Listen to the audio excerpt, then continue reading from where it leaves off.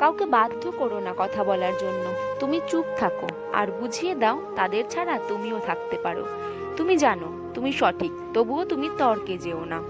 মানসিকভাবে স্ট্রং হতে হলে নিজেকে ভাঙতে দেখতে হয়, অনেক কিছু হারাতে হয়, নিজেকে কান্নার জলস্রোতে ভাসাতে হয়।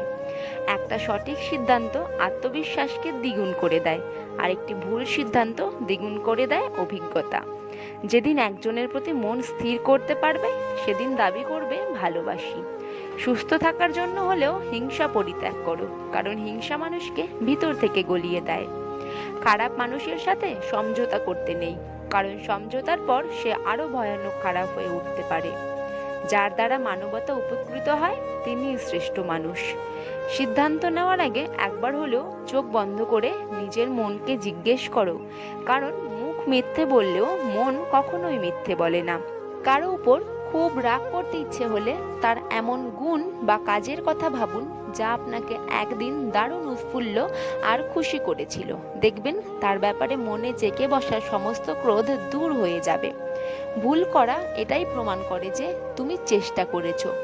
যদি তোমার সততার জন্য কোনো বন্ধু তোমাকে ছেড়ে যায়, মনে রেখো সে কখনোই ভালো বন্ধু ছিল না। বয়স বাড়ার সাথে সাথে আমাদের হাতে পেন্সিল ছাড়িয়ে পেন ধরিয়ে দেওয়া হয়, কারণ এটা বোঝানোর জন্য যে এরপর ভুল করলে আর মোছা যাবে না। জীবনে যত কষ্টই হোক, তবুও মৃত্যু কখনোই সমাধান নয়।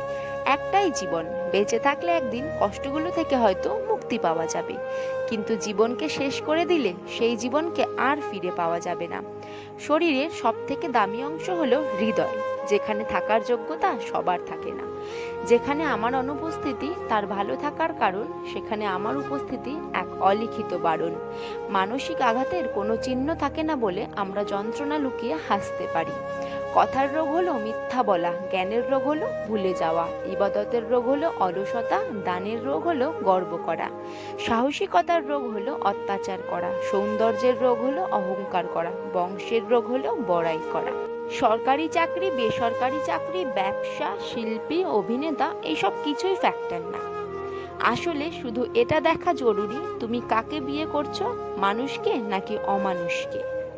তোমার চাহিদা যত বেশি হবে তুমি তত জীবনে অসুখী, কারণ চাহিদা মানুষকে না দেয় শান্তিতে ঘুমোতে, না দেয় শান্তিতে বাঁচতে। সবসময় পাওয়ার লোভ হৃদয়ে বাস করে। প্রতিটি মানুষের ধ্বংসের প্রধান কারণ হচ্ছে নিজেকে জ্ঞানী আর চালাক মনে করা। কেউই ছোট হতে পছন্দ করে না, সবাই চায় অপরের ঊর্ধ্বে থাকতে।